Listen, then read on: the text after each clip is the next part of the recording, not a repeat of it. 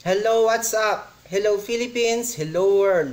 Nandito naman po tayo, magre-react na naman tayo at magko-comment dito sa isang nag-viral na video ni Bojack Queen tungkol dito kay Christopher Min. So, sa tingin ko, nakahanap si Christopher Min ng kakampi through Maharlika. On this.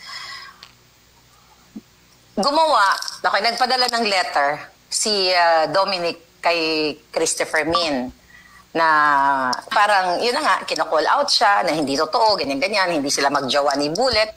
There you go. So, parang pinalalabas dito ni Buljakera Queen na in denial or very defensive itong si Dominic Roque. Dahil kung maliit na issue nga naman to, bakit kailangan pang palaki? Na ganon-ganon. Tapos ginamit pa ang group of lawyers. This is very Lisa Smugs.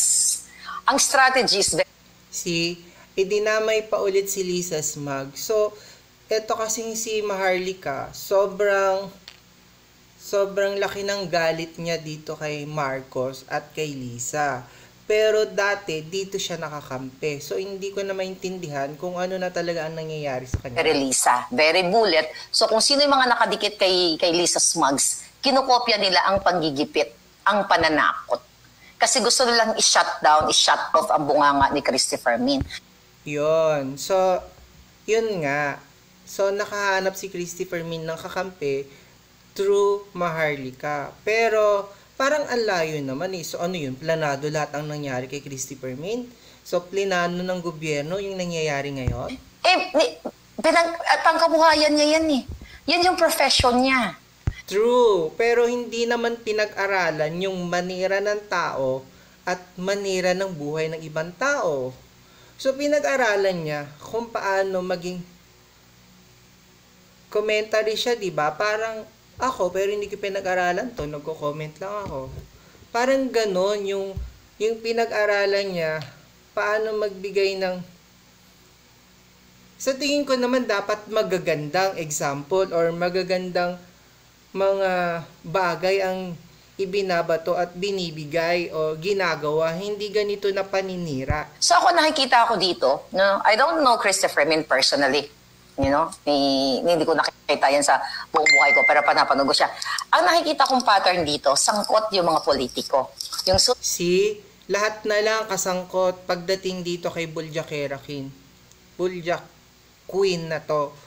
Ano na lang sa iba? Yung tayo kesyo, kinuwang model si Roa, si Roa, Dominic Roque, di ba? Rodrigo Roa Duterte. Lumalabas pa sa bibig niya si Rodrigo Duterte.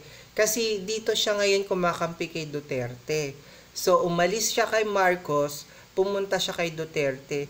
Umalis siya sa maling tao, nagpunta rin siya sa isa pang maling tao. So, ano siya? Mali rin siya eh. Ano siya? Bunga siya ng pagkakamali. So, ano na ngayon? Bojack Queen, minsan naniniwala ako sa mga sinasabi niya. Pero anong ginagawa ng pamahalaan? So, sinasabi niya nga pinapahunting siya. O ano nangyari? Parang kibuloy din yan eh. Sinasabi na pinapahunting. O ilang taon na nakalipas, wala naman nangyari. Isip-isip din.